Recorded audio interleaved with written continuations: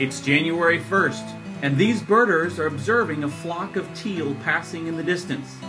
They're participating in the annual Christmas bird count, which catalogs a remarkable diversity of birds found on the Katy Prairie.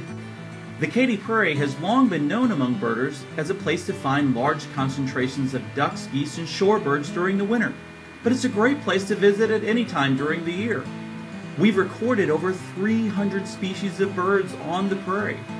This is because the Katy Prairie is home to grasslands, wetlands, agricultural fields, ranchlands, forests, and a variety of other habitats which draw in birds by the thousands.